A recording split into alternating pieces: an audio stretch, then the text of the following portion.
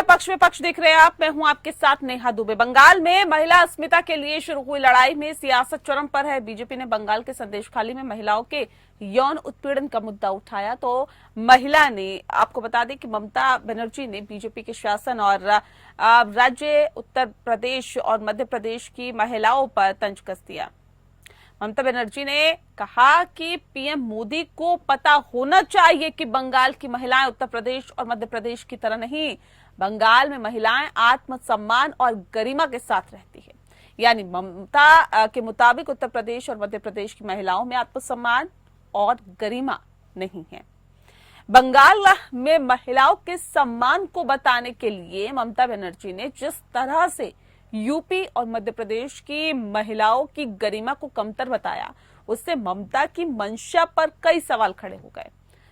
सवाल ये कि आखिर महिलाओं पर ये कैसी सियासत है जो सियासी दलों को महिला अस्मिता को अपने चश्मे से देखने पर मजबूर करती है।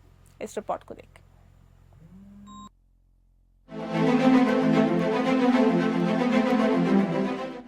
महिला सुरक्षा पर बीजेपी और टीएमसी के बीच घमासान छिड़ा हुआ है।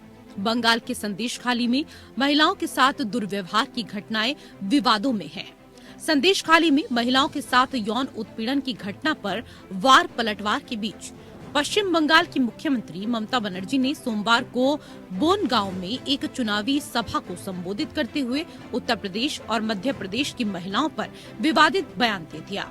ममता बनर्जी ने कहा कि पीएम मोदी को पता होना चाहिए कि बंगाल की महिलाएं उत्तर प्रदेश और मध्य प्रदेश की तरह नहीं, बंगाल में महिलाएं आत्मसम्मान और गरिमा के साथ रहती हैं। दरअसल पीएम मोदी बंगाल की हर रैली में संदेशखाली के मुद्दे पर ममता सरकार को घेरते रहे हैं। रविवार को भी पश्चिम बंगाल के हावड़ा में रैली को संबोधित करते हुए प्रधानमंत्री नरेंद्र मोदी ने टीएमसी पर जमकर निशाना साधा। उन्होंने कहा कि ममता बनर्जी की सरकार में हमारी बहनें सुरक्षित नहीं हैं। यहाँ महिलाओं पर अत्याचार हो रहे हैं। संदेशखाली में क्या हुआ पूरे देश ने देखा। बेटियों के गुनहगार को बचाने में टीएमसी की पूरी सरकार लग गई। आज आरोपी सीबीआई की गिरफ्त में है, लेकिन टीएमसी अभी भी उसके लिए बैटिंग कर रही है। बेटियों के गुनहगारों को बचाने में टीएमसी की पूरी सरकार लग गई। कोर्ट को दखल देना पड़ा। आज आरोपी सीबीआई की गिरफ्त में है, लेकिन टीएमसी अभी भी उसके लिए बैटिंग कर रही है। दरअसल बंगाल में महिला सुरक्षा बड़ा चुनावी मुद्दा बन गया है। संदेशखाली में महिलाओं के यौन शोषण के आरोपों के बीच टीएमसी पर हमला करने का बीजेपी को बड़ा मौका मिल गया। संदेशखाली में महिलाओं के यौन शोषण के आरोपों ने बीजेपी को टीएमसी पर हमला करने का बड़ा मौका दे दिया। बीजेपी महिला अस्मिता के नाम पर ममता पर आक्रामक है, लेकिन हाल के एक वायरल वीडियो ने ममता को पलटवार का मौका दे दिया। वीडियो में बीजेपी नेता को ये कहते हुए सुना जा सकता है कि संदेशखाली की पूरी घटना पहले से तय थी। वीडियो में दावा है कि संदेशखाली में महिलाओं पर अत्याचार का आरोप झूठा और मनगढ़ंत है। वहीं एक अन्य वीडियो में दुष्कर्म का आरोप लगाने वाली महिला दावा कर रही हैं कि बीजेपी नेताओं ने उनसे कोरे कागज पर हस्ताक्षर कराए थे और उन्हें थाने ले जाने के लिए मजबूर किया था। अब इन वीडियो का सच क्या है, ये जांच का विषय है, लेकिन बंगाल में जिस तरह से महिलाओं पर सियासत हो रही है वो चिंता की बात है। और उससे बड़ी चिंता की बात ये है कि महिलाओं की अस्मिता की बात अब राज्यों की सियासत में बट गई है। ममता बनर्जी ने उत्तर प्रदेश और मध्य प्रदेश की महिलाओं के आत्मसम्मान और गरिमा पर कटाक्ष किया है। वो सियासत का वो बदरंग बयान है जो बताता है कि हमारे सियासतदान सत्ता के लिए किसी भी मर्यादा से बंधे नहीं हैं। Bureau report, APN.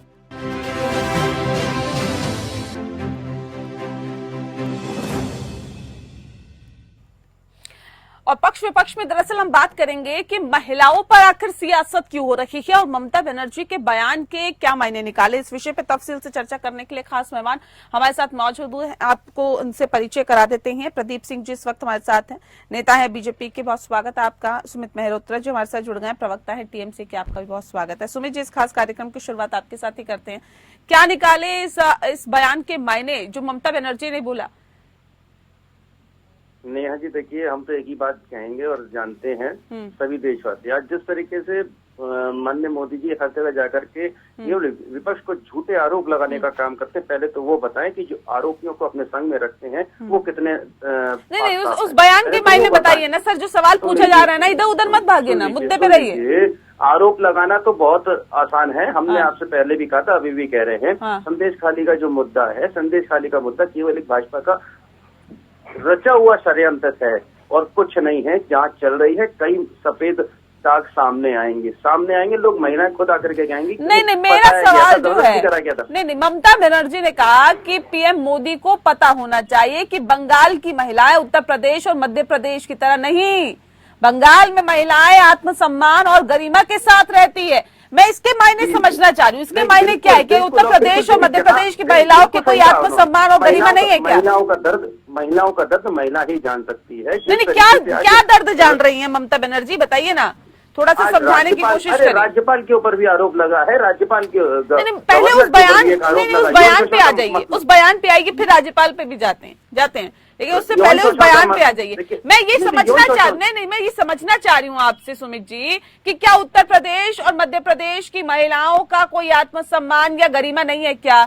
या ममता बनर्जी को नहीं दिखती क्या, टीएमसी को नहीं दिखती क्या कि वहां पर भी महिलाएं आत्मसम्मान और गरिमा के साथ रहती हैं? या पश्चिम बंगाल में ही आत्मसम्मान और गरिमा है महिलाओं में, बाकी कहीं नहीं है? नहीं, सारे हिंदुस्तान में रहती हैं। महिलाओं के संग में उत्पीड़न जहाँ पे भी हो रहा है, उसके लिए रक्षा के लिए सबको आगे आना चाहिए। तो फिर उत्तर प्रदेश और मध्य प्रदेश का नाम क्यों लिया गया, मुझे बताइए।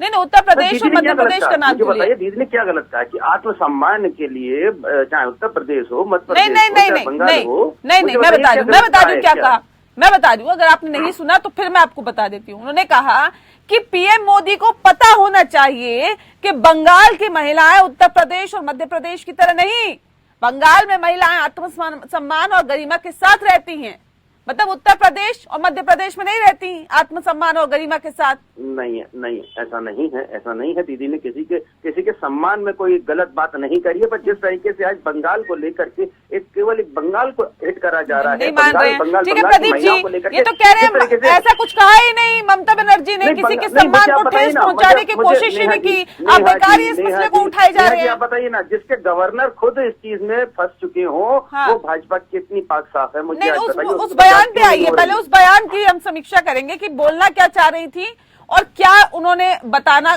सही समझा उत्तर प्रदेश और मध्य प्रदेश की महिलाओं के संदर्भ में। प्रदीप जी,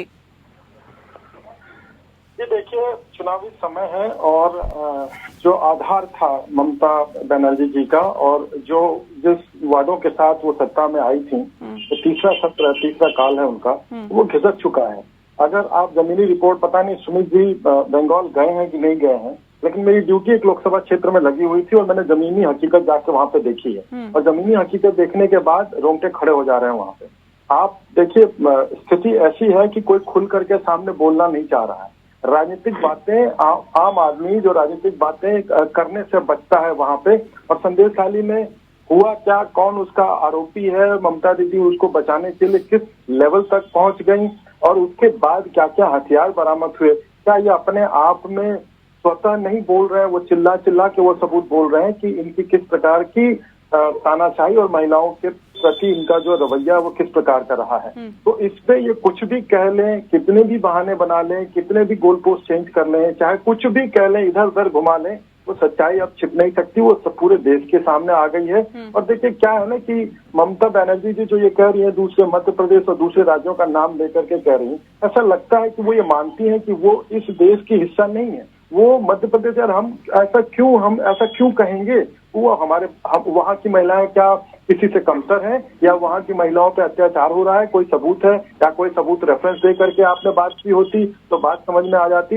लेकिन आखिर अंततोगत्वा आपकी केवल एक है कि गंदी राजनीति आपको करनी है, केवल जो है जो जनता जानकार नहीं है, जो कमजोर है, जो कुछ कह नहीं सकती आपके पक्ष में, आपके विपक्ष में, उसको दबाना है। और ये संदेश खाली की घटना आज अंतर्राष्ट्रीय खबर बन चुकी है, ये उससे बच नहीं सकते, चाहे ये कितनी भी राजनीतिक बातें ठीक कर है, लें, ठीक जितने है। भी आरोप लगा दें उससे ठीक है, ये संदेश खाली पर पर्दे डालने की कोशिश के तौर पर देखा जाए क्या सुमित जी? क्योंकि प्रधानमंत्री ने तो कहा है कि ममता बनर्जी की सरकार में हमारी बहनें सुरक्षित नहीं है या महिलाओं पर अत्याचार हो रहे हैं। संदेश खाली में क्या हुआ पूरे देश ने देखा। बेटियों के गुनहगारों को बचाने की टीएमसी ने भरपूर कोशिश की है, सरकार पूरी तरह से उसमें लग गई थी। आज आरोपी सीबीआई की गिरफ्त में है, लेकिन टीएमसी अभी भी उसके लिए बैटिंग कर रही है।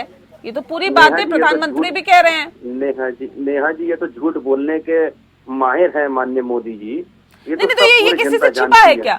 ये किसी से छिपा है? टीएमसी ने बचाने की कोशिश नहीं की क्या? ज्यादा दिन नहीं बचे हैं इन झूठों को अब जाने में। 4 जून को इनकी विदाई तय हो रही है। ये बौखला गए हैं माननीय मोदी जी। कभी आपके महिलाओं के ऊपर बात करेंगे, कभी उनके नहीं, आत्मसम्मान और गरिमा आत्मसम्मान सभी का होता है। आत्मसम्मान इन लोगों को मणिपुर में महिलाओं के संग में जो निर्वस्त्र करके घुमाया जा रहा है उसका आत्मसम्मान इन लोगों को दिखाई नहीं पड़ रहा। इन भाजपा नेताओं को किसी एक को दिखाई नहीं पड़ रहा, किसी एक को दिखाई नहीं पड़ रहा जिस तरीके से औरतों को निर्वस्त्र करके घुमाया जा रहा है।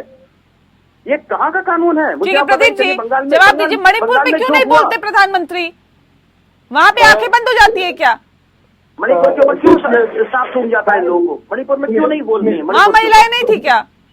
वहाँ पे महिलाओं के ऊपर जो अत्याचार हो रहा है सुन लेते हैं। कोई छुपा नहीं सकता उसके ऊपर वहाँ पे कार्रवाई होनी चाहिए, कार्रवाई नहीं होती क्योंकि भाजपा नेताओं की सरकार है वहाँ पे। पर हमारे प्रदीप जी बोलेंगे नहीं, मणिपुर के ऊपर एक शब्द नहीं बोलेंगे। बोलिए ना, अगर ये बोल देंगे तो इनकी हटा दिए जाएंगे ना। पहले आप चुप रहिए तब तो बोलिए। मणिपुर के ऊपर ये बोल देंगे तो हटा दिया जाएगा। अपने गवर्नर के ऊपर कुछ बोल देंगे तो इन्हें हटा दिया जाएगा। मैं भी इसी तरह से थेट्रोलॉजी करूँ क्या? मैं उल्टा सीधा मैं भी बोलूं? सुमित जी सुन लेते हैं ना, ऐसे नहीं। सुमित मल्होत्रा जी नहीं ऐसे नहीं ना। एक सेकंड ऐसे नहीं, दोनों नहीं बोलेंगे ना। एक सेकंड सुमित मल्होत्रा जी आपको सुनना पड़ेगा। सुमित जी शांति से आप धैर्य से सुनिए भी। जब सवाल पूछते हैं ना तो इतनी हिम्मत रखते हैं कि हम आंसर भी सुनेंगे। ठीक है प्रदीप जी, हम तो सुन रहे थे ना। सुनिए ना, अब इसमें मत बोलिए ना। सुनिए, अब सुनिए, थोड़ा सा सुनिए। जवाब दे रहा था। नहीं बहुत सारे पॉइंट है ना सर, उस पर भी बात करेंगे। मैं अभी आ रही हूँ प्रदीप जी। देखिए क्या है कि 2 घंटे 22 मिनट तक आदरणीय गृह मंत्री जी ने सदन में बोला था। इन सारे सवालों का जवाब का सही स्थान सदन में जवाब पूछना और उसका उत्तर पाना है। हो सकता है सुमित जी का टीवी का रिचार्ज खत्म हो गया हो, इन्होंने देखा ना हो, लेकिन उस पर जो संवैधानिक प्रक्रिया है जिसके आधार पर यह देश चलता है संविधान के अनुरूप, उस पर रक्षा मंत्री ने 2 घंटे 22 मिनट का लंबा पूरा प्रस्तुत किया था, जो कि सरकार प्रस्तुत करती है। सरकार जो है सदन के प्रति जिम्मेदार है। वहाँ विपक्ष बैठा है। अगर विपक्ष उस समय छुट्टी पे चला जाता है जब सरकार उसका जवाब दे रही होती है तो उसके लिए जो दल इस समय है सरकार में वो जिम्मेदार नहीं है। या फिर इनका वो टीवी पे भी ब्रॉडकास्ट हो सकता है, यूट्यूब पे भी आप जाके देख लीजिए। और देखिए इस प्रकार की जो इनकी बातें हो रही हैं ये केवल गोल पोस्ट चेंज करने की बातें हो रही हैं। वो मामला उस पर जो है न्यायालय के कारण, न्यायालय ने एक आदेश दिया था, उसके कारण से वो मामला शुरू हुआ। आज भी बहुत सारे वाद जो है न्यायालय में विचाराधीन है, लेकिन आदरणीय गृह मंत्री जी ने उस पर जवाब दिया था। आपकी जो स्थिति है आप उस पर थोड़ा सा संज्ञान लेना। अगर ममता दीदी ऐसा समझ रही है कि वहाँ की बंगाल की महिलाएं दूसरे प्रदेशों से अच्छी हैं, स्वाभिमान वाली हैं, तो अभी एक वीडियो मणिपुर के ऊपर भी कोई जवाब दे दीजिए। मणिपुर के ऊपर पूछा जा रहा है प्रदीप भाई, मणिपुर के ऊपर पूछा जा रहा है।